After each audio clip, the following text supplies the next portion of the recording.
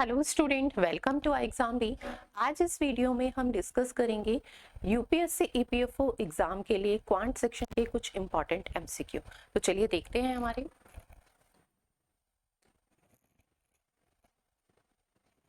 First question हमारा है find the unit digit of 1 की पावर 41 प्लस 2 की पावर 41 प्लस 3 की power 41 plus dash dash dash 99 की पावर 41। हमारे पास सम बताना है, ठीक है। या ये क्या है, नेचुरल नंबर की सीरीज पर उनकी पावर 41 है।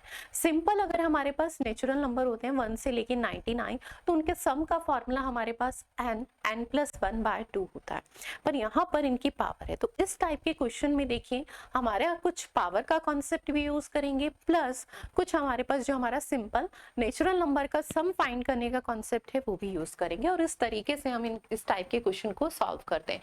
तो चलिए देखिए, सबसे पहले अगर हम देखें 1 की पावर 41 है, ठीक है। जब हम यहाँ पे रिमाइंडर थ्योरम की बात करते हैं, यानी पावर के रेस्पेक्ट में यूनिट डिजिट क्या होगी, जो हमारी रिमाइंडर थ्योरम है, तो वो क्या है, जितनी भी पावर हमें दी होती है हम उसे किससे डिवाइड करते हैं, 4 से, और रिमाइंडर देखते हैं और उसी के रेस्पेक्ट में देखते हैं। तो अगर मैं 41 को 4 से डिवाइड करती हूँ तो रिमाइंडर इज 1, तो ये वैल्यू मेरे पास क्या बनेगी, 1 की पावर 41। फाइनली कंक्लूजन क्या आएगा, 1 की पावर 1, 41 नहीं, 41 को तो हम 4 से डिवाइड कर रहे हैं, ठीक है। और जब 4 से डिवाइड कर रहे हैं तो हमारे पास रिमाइंडर इज 1, तो ये वैल्यू हमारे पास क्या हो जाएगी, 1 की power 1।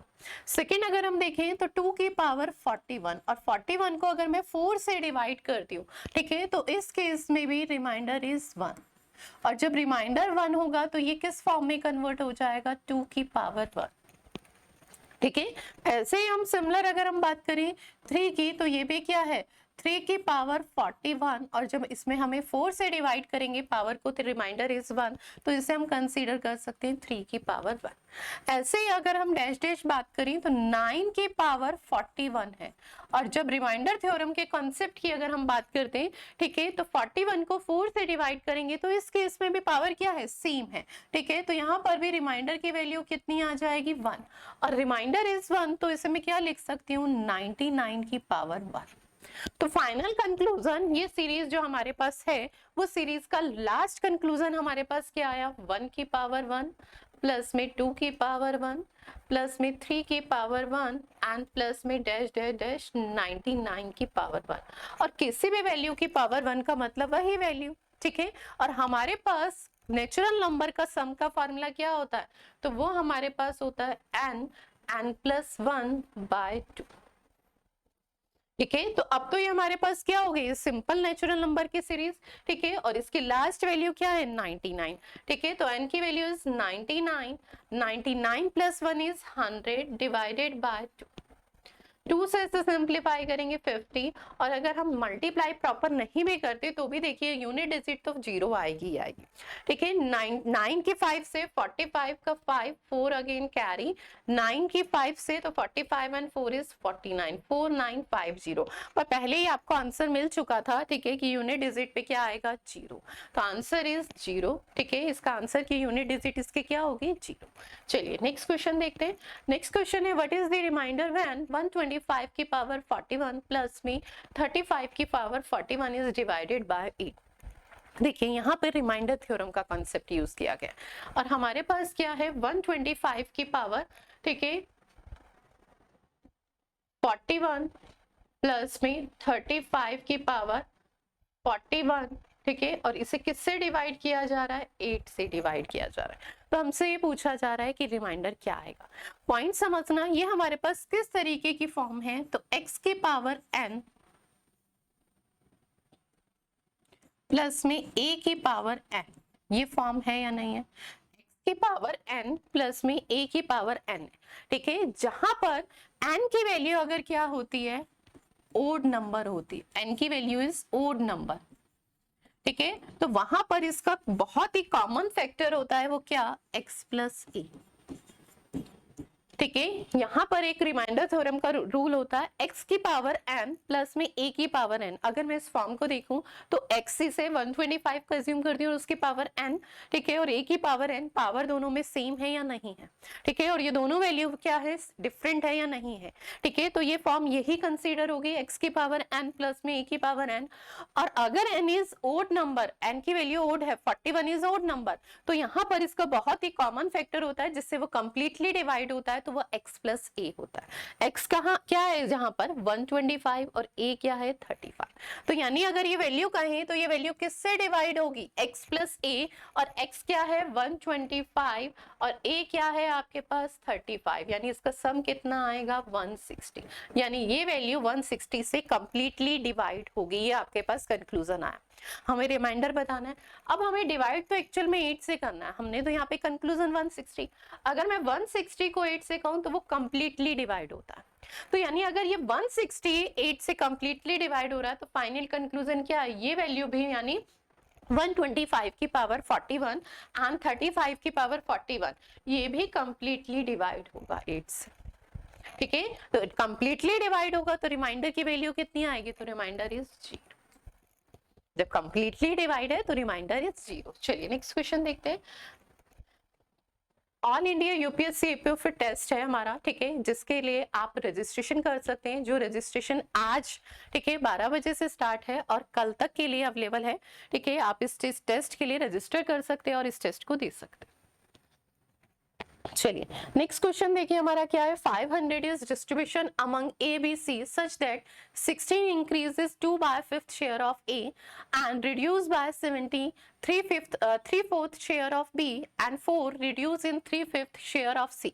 All are equal. Find the share of A. हमें यहाँ पे देखिए क्या बताया गया है कि A का जो शेयर है ना वो A का 2/5 पार्ट लेते हैं हम, ठीक है, और उसमें हम 70 ऐड कर दें, ठीक है।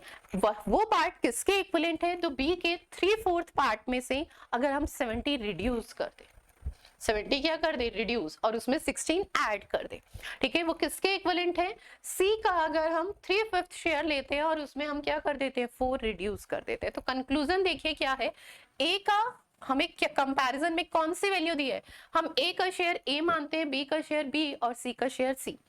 ए का जो 2/5 पार्ट है, ठीक है, उसमें 16 अगर मैं ऐड कर देती हूँ तो ये पार्ट किसके इक्विवेलेंट है, बी के 3/4 पार्ट के, बी का शेयर इज बी और उसका 3/4 पार्ट इज 3/4 बी, ठीक है, और इसमें से हम क्या रिड्यूस कर रहे हैं 70, इसमें से हम क्या रिड्यूस कर रहे हैं 70, और ये किसके इक्विवेलेंट है 3/5 शेयर ऑफ सी और -4 के इक्विवेलेंट है, यानी ये सारी वैल्यूज इक्विवेलेंट है।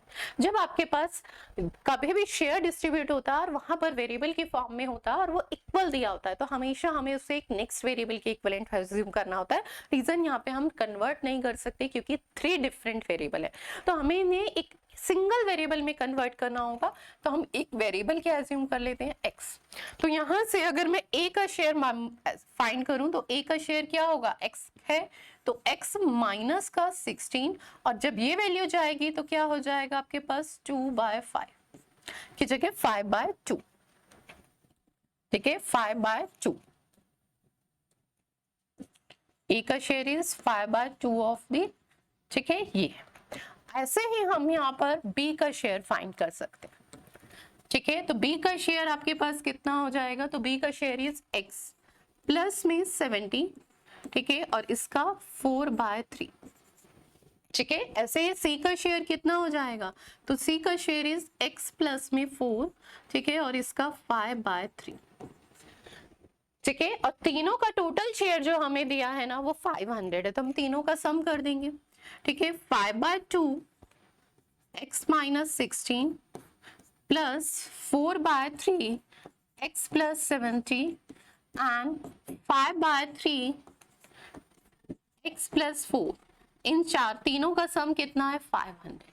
ठीक, एलसीएम इज 6, यहाँ पे मैं जब 6 लूंगी, ठीक है, तो आपके पास देखिए 6 उधर क्रॉस मल्टीप्लाई में भी लेके जा रही हूँ डायरेक्टली, तो ये 500 इंटू में 6 हो गया है, ये क्रॉस मल्टीप्लाई में ले गई हूँ।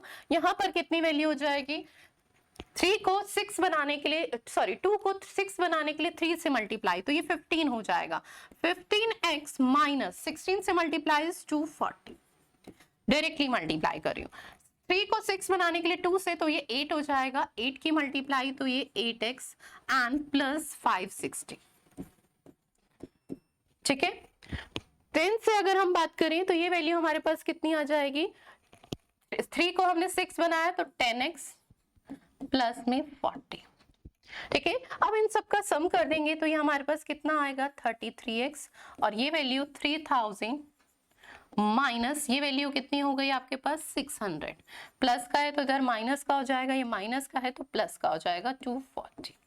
ठीक है, 600 माइनस करेंगे तो 2400 और उसमें 240 ऐड कर देंगे तो 2640 किसके इक्विवेलेंट है 33x के। तो यहां से कंक्लूजन क्या आया, x की वैल्यू कितनी आ गई, x की वैल्यू इज 80, x की वैल्यू इज 80, x की वैल्यू 80 आ गई, इसे यहां पुट कर देंगे तो हमारे पास a का शेयर आ जाएगा। ठीक है, तो 5/2 80 माइनस में 16, ठीक है, तो ये वैल्यू कितनी आएगी 64, 64 डिवाइडेड बाय 2 32, 32 इंटू में 5, तो ये कैलकुलेशन 32 इंटू 5 उसका हाफ करेंगे और 0 ऐड कर देते हैं 160, किसी भी वैल्यू की 5 से मल्टीप्लाई, तो 160 रुपीज ए का शेयर है जो ऑप्शन नंबर बी है। चलिए नेक्स्ट क्वेश्चन देखते हैं। Next question is 2 pipe A and B can fill a tank is 24 minute and 32 minute. A किसी पाइप जो टैंक है उसको कितने 24 मिनट में, और जो बी पाइप है वो 32 मिनट में फिल करती है। ठीक है, if both pipe are open simultaneously after how much time B should be close so that tank is full in 18 minute. हमें यहाँ पे पूछा गया है कि कितने टाइम बाद बी को क्लोज किया जाए कि टैंक 18 मिनट में फिल हो जाए। पॉइंट समझना, इसका मतलब है ए स्टार्टिंग से एंड तक वर्क कर रहा है, क्लोज किसको किया जा रहा है बी को, तो यानी अगर हम देखें तो रिमेनिंग पार्ट बी ने फिल किया होगा, ए ने तो स्टार्टिंग से एंड तक किया है, तो टोटल कितना, पहले हमें टैंक की कैपेसिटी फाइंड करनी है। ठीक है, तो वो हमारे पास कितनी हो जाएगी,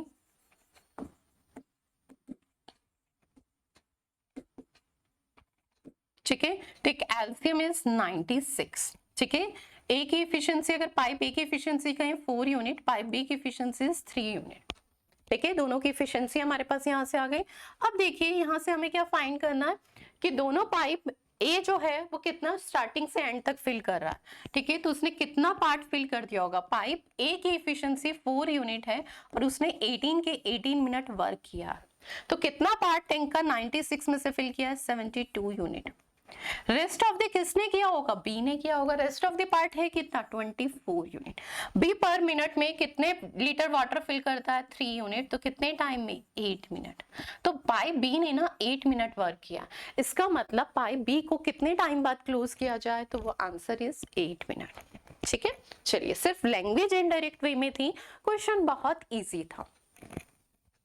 Next question is, if a person walk 20% more than the usual speed, reach a distance 90 minutes before, if the destination is 441 km away, then the usual speed of person in kilometer per hour।